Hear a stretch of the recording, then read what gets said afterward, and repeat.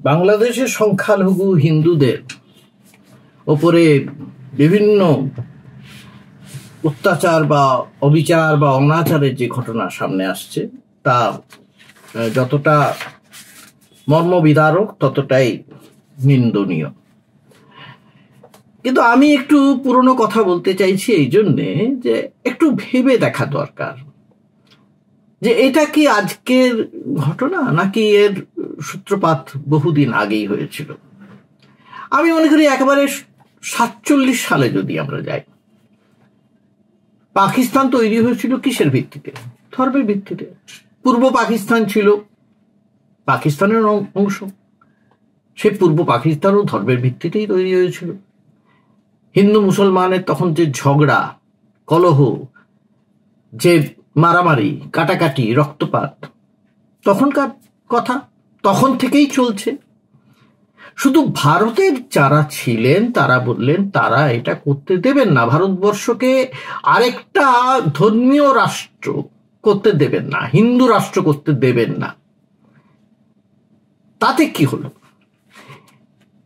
এইটাই হলো যে ভারতবর্ষ টিকে গেল, ভালোভাবে টিকে গেল।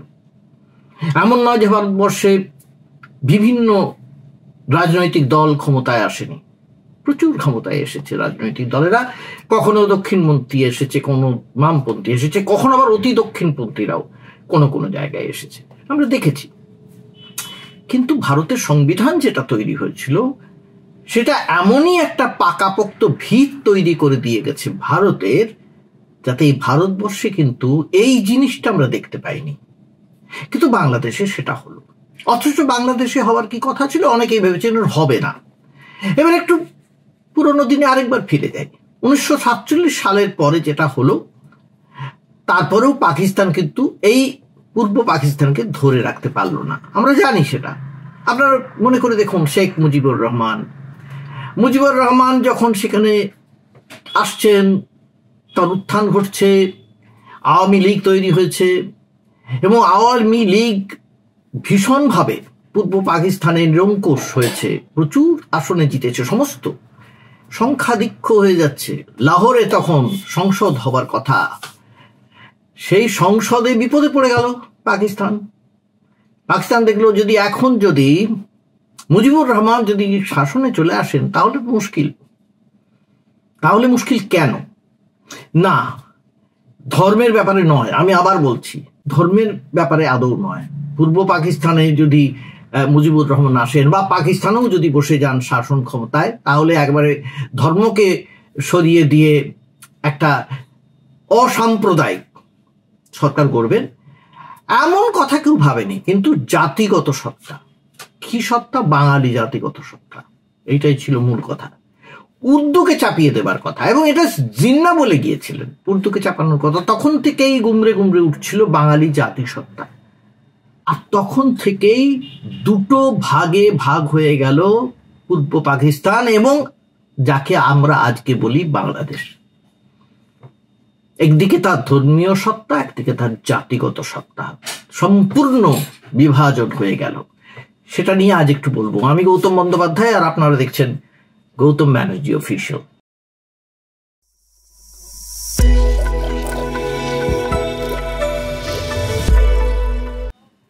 যারা আমার এই চ্যানেল দেখছেন তারা আমার চ্যানেলটা সাবস্ক্রাইব করলে খুশি হব, এবং যদি নোটিফিকেশন যে আইকনটা আছে সেটা যদি অন করে দেন তাহলে কৃতজ্ঞ থাকব। নমস্কার। বাংলাদেশ নিয়ে হই হই পড়ছে সমস্ত জায়গায়, সারা পৃথিবীতে। এবং সত্যি কথা বলতে, বাংলাদেশ যতই চেষ্টা করুক শাক দিয়ে ভুক ঢাকার, যতই বাংলাদেশ চেষ্টা করুক শাক দিয়ে ভাজ ঢাকার, হচ্ছে না। মোহাম্মদ ইউনূস নোবেল শান্তি পুরস্কার পেয়েছেন, কিন্তু বাংলাদেশে তিনি শান্তি আনতে পারছেন না। এই কথাটা আমি এর আগে প্রথমবারেই যখন এপিসোডটা করেছিলাম বাংলাদেশ নিয়ে, তখন ঠিক এই কথাটাই আমি বলেছিলাম, আপনারা দেখতে পারেন। আমি বলেছিলাম বাংলাদেশের শান্তি চিরস্থায়ী হবে না, এটা চলতে থাকবে, একটা ভিশিয়াস সার্কেলের মধ্যে আবর্তিত হবে, চলতে থাকবে। কেন তো চলতে থাকবে? কারণ বাংলাদেশের ইতিহাস তাই বলে। আপনারা দেখুন, শেখ মুজিবুর এলেন এবং কিছুদিনের মধ্যে মানুষের সেখানে মোহভঙ্গ হলো। হ্যাঁ, মোহভঙ্গ হলো, কারণ এত তার শাসনকালে দুর্নীতি বাড়লো ভীষণভাবে যে সেই দুর্নীতি কেউই রাখতে পারছিলেন না। এবং তিনি সেই সময় বললেন যে একটা সেকুলার কান্ট্রি তিনি করবেন, মানে সেখানে সবাই থাকবে, হিন্দুরা থাকবে, খ্রিস্টানরা থাকবে, বৌদ্ধরা থাকবেন, সবাই থাকবে। সে তো হলো, কিন্তু মূল লড়াইটা তার ছিল জাতিসত্তার, বাঙালি জাতিসত্তা। এটাই মানুষ কিন্তু এই মূল বাঙালি জাতিসত্তা ধরে রাখবার জন্যই পাকিস্তানের বিরুদ্ধে যুদ্ধ করলো, যুদ্ধে জিতলো। কিন্তু তার মানে কি ধর্মীয় সত্তাটা সে বিসর্জন দিয়ে দিল? মোটেই তা নয়, একেবারেই তা হতেই পারে না, কারণ সেই সত্তাটাই তাদের মধ্যে প্রবল। যদি একটা দেশ ধর্মের ভিত্তিতে শুরু হয়, ভাগ হয় শুধু ধর্মের ভিত্তিতে, তাহলে সেখানে কি অন্য কিছু আশা করা যেতে পারে? কখনো যেতে পারে না। তারা যেটুকু দয়া দাক্ষিণ্য করে অন্যদের দেবে সেটাই মেনে নিতে হবে। কিন্তু সমস্যা হলো আজকের বিশ্ব খুব ছোট হয়ে গিয়েছে। এই বিশ্বে অত চট করে কিন্তু সবাইকে মেরে ফেলা যায় না, কঠিন, অনেক কঠিন। এবং এই যে কঠিন ব্যাপারটা, সেইটা সামলাতে গিয়ে নাচেহাল হয়ে গেলেন মুজিবুর রহমানকে হত্যা করা হলো। তারপরে পরপর দেখে যান জিয়াউর রহমান এলেন। জিয়াউর রহমান এসেই তিনি বললেন আল্লাহ সর্বশক্তিমান এবং দেশকে ইসলামে ফের দীক্ষিত করলেন এবং দেশের রাষ্ট্রধর্ম হয়ে গেল ইসলাম। ইসলাম যা বলেছে, কোরআন যা বলেছে, শরিয়া যা বলেছে, সেই অনুযায়ী দেশ শাসন হবে, অন্তত মোটামুটি এটা ধরে নেওয়া গেল। তারপরে কি হলো? তারপরে তিনি চলে যাওয়ার পরে আবার সেনা, তারপরে আবার এরশাদ কিন্তু এটা পাল্টালেন না, তিনিও কিন্তু রেখে দিলেন। এটা কিন্তু রয়ে গেল যে ধর্মের দেশ। কাজেই যদি ধর্মের দেশ বলি, ধর্মের তো বিভিন্ন ব্যাখ্যা থাকে, আমরা জানি। আমরা হিন্দুদের ক্ষেত্রেও তাই দেখেছি, এই ভারতেও দেখতে পেয়েছি, অনেক ক্ষেত্রে বহু জায়গায় দেখেছি। কট্টর যারা, তারা বিভিন্ন রকম ব্যাখ্যা দিয়ে থাকেন, কট্টর ইসলামপন্থীরা তারাও বিভিন্ন ব্যাখ্যা দিয়ে থাকেন। এবং পাকিস্তানে একটা বিশাল অংশে এই কট্টর মুসলিমদের সংখ্যা প্রচুর, আমরা জানি সেটা। এবং সেই যে সংখ্যা, তাতে কিন্তু সেখানে দাঙ্গা, হানাহানি, মারামারি, রক্তপাত কোনোটাই থামানো যায়নি। ধর্মে দীক্ষিত হলেই, একটি ধর্মে দীক্ষিত হলেই সবাই যে এক সুরে বাধা পড়বে এমনটা তো নয়, এমনটা হতে পারে না। ঠিক বাংলাদেশে সেটাই হচ্ছিল, বাংলাদেশও তাই দেখলাম আমরা। দেখুন আমরা কি হচ্ছে, আপনারা মনে করে দেখুন। একটা ঘটনার কথা বলি, যখন ঢাকা 1 জুলাই 2016 সাল ধরুন অ্যাটাক হলো একটা ক্যাফেতে, এবং সেখানে কারা করলো attack? Islamic State of Iraq and the Levant মানে হচ্ছে সিরিয়া এবং পাশের কিছু কিছু জায়গা, মানে আইসিস আর কি, ISIS তারা। এবং এই যে অ্যাটাকটা হলো, কারা করলো? মুসলিমদের বিরুদ্ধে মুসলিমরা করলো, স্বাভাবিক। কিন্তু এক পক্ষ মুসলিম মনে করে, অন্যরা মুসলিম নন। কট্টররা মনে করে অন্যরা মুসলিম নন। আবার অনেকে মনে করেন যে সেখানে যারা অ্যাথেইস্ট মানে নাস্তিক প্রকৃতি, কিংবা যারা ইসলামকে ধর্ম হিসেবে না দেখে সেকুলার স্টেট দেখতে চান, তারা ভারতপন্থী, তারা আরোই দেশের শত্রু। এবং পাকিস্তানও সেটাই চাইবে স্বভাবতই, কারণ পাকিস্তান থেকে ভাগ করে নেওয়া হয়েছে বাংলাদেশ, এটাই মনে করে তারা। ভারত এখনো বাংলা, আমরা এই বাংলা এখনো বঙ্গ বিভাজন ভুলতে পারিনি, সেখানে পাকিস্তান কি করে ভুলবে? কাজে এটা বাড়তে লাগলো, দুটো জিনিসই বাড়ছিল। এবারে আমরা শেষের দিকে দেখি কি হয়। আমরা যদি দেখি সেখানে কি রকম চলে আসছে, তাহলে আপনারা দেখবেন হিসেবটা আরেকটু পিছিয়ে যদি যাই, 2013 থেকে 2016 পর্যন্ত হিসেব দেখছি 48 বার আক্রমণ হয়েছে, মানে আক্রমণে হানা হয়েছে। কি হানা? জঙ্গি হানা। এবং তাতে ধর্মীয়, জাতিগত, বিদেশি বিভিন্ন মানুষ মারা গিয়েছেন। অধ্যাপক আলী রিয়াজ একটি প্রবন্ধে লিখেছেন যে সেখানে এই কারণটা হলো কেন।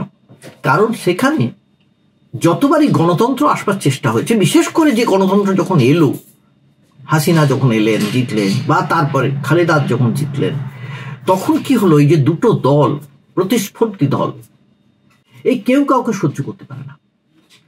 হাসিনাকে ভারত বন্ধু বলে কটাক্ষ করা হলো।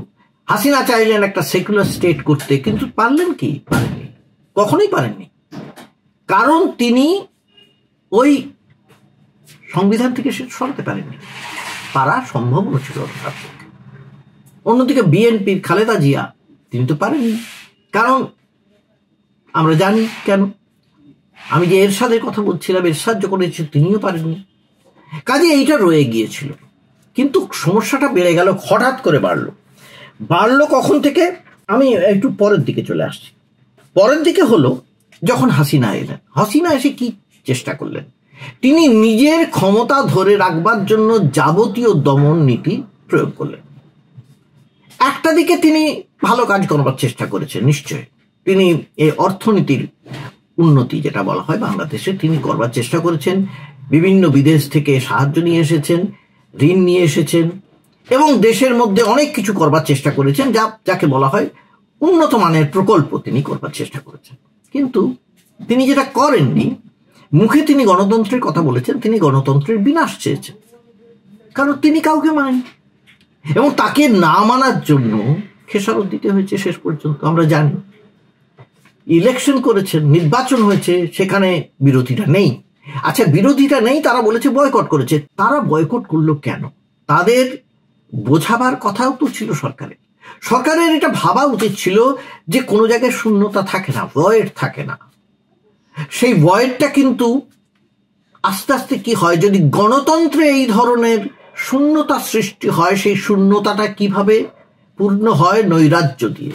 ঠিক সেটাই হচ্ছিল। শাহবাগ আন্দোলন শুরু হলো, আমরা জানি। এই দেখুন, শাহবাগ আন্দোলন কথা বলি আপনাদের। শাহবাগ আন্দোলন যখন শুরু হলো, তখন আমি দেখলাম যে সমস্ত ছাত্ররা সেখানে বসে গেল ধর্নায়, তারা কি চাইলো? তারা বললো রাজাকারদের ফাঁসি চাই। ঠিক আছে, ফাঁসি চাই, বোঝা গেল। কিন্তু এই যে রাজাকারদের ফাঁসি চাওয়ার কথা শুরু হলো, তখন তাদের ডেকে দেওয়া হলো কিভাবে? যে তারা ইসলাম বিরোধী ডেকে দেওয়া হলো। কারণ আমি যে বলেছিলাম দুটো ধারা চলছিল, এই ধারাটা কোনটা বাড়ে? প্রথম দিকে আমাদের হাসিনা শাহবাগ আন্দোলনকে সমর্থন করলেন, তারপরে যখন দেখলেন আর পাচ্ছেন না, আপনারা মনে করবার চেষ্টা করুন, হেফাজতে ইসলাম যে ঢাকায় বিশাল জমায়েত করলো, তারপরে ধীরে ধীরে হাসিনা তাদের প্রতি নরম হয়ে গেলেন, নরম হতে বাধ্য হলেন।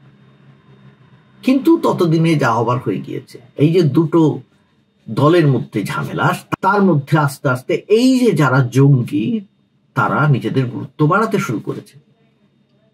অনেকে এর মধ্যে অনেক বিদেশি শক্তির নজর, অনুপ্রবেশ, তাদের ষড়যন্ত্রের কথা দেখতে পাচ্ছেন, বলছেন, আমি জানি বলছেন, হতে পারে। কিন্তু মনে রাখুন, দেশের লোক যদি না চায়, তাহলে কোনো বিদেশি শক্তি এসে তার শক্তি দিয়ে একবারে উস্কে দিয়ে একটা দেশকে নিজের কবজা করে নিতে পারে না। তাহলে তো সারা দেশগুলো এখন একদিকে আমেরিকা, একদিকে রাশিয়ার হাতে চলে যেত, আর একটা কিছুটা চীনের হাতে চলে যেত। তা কিন্তু যায়নি। ছোট ছোট রাষ্ট্রগুলোও নিজেরা বেঁচে আছে, সার্বভৌমত্ব নিয়ে বেঁচে আছে। এটা অত সহজ নয়। যে অনেকে সেন্ট মার্টিনের কথা বলছেন, সেন্ট মার্টিনের নজর ছিল আমেরিকার, মার্কিন সাম্রাজ্যবাদের, মার্কিনীদের। আরে বাবু, ওদের মার্কিনীদের যদি সেখানে নজর থাকে, চায়নার নজর ছিল গোটা বাংলাদেশের উপর, পাকিস্তানের নজর ছিল বাংলাদেশকে কি করে নিজেদের কবজায় করা যায়, ভারতের বিরুদ্ধে নিয়ে আসা যায়। তো সময় থাকে, সমস্ত রাষ্ট্রই এইভাবে নিজেদের ইন্টারেস্টের কথা ভাবে, সেই অনুযায়ী চলে। কিন্তু দেশের লোক কি ভাবছে? দেশের লোক প্রথম ভাবলো হাসিনাকে সরিয়ে দিতে হবে। হাসিনা চলে গেলেন, তারপরে কি হলো? তারপর নির্বাচন হলো না, কারণ গণতন্ত্রের প্রতি সেই ধরনের বিশ্বাস বা নিষ্ঠা তৈরি হয়নি দেশে, কারণ গণতন্ত্র সেখানে প্রতিষ্ঠাই পায়নি।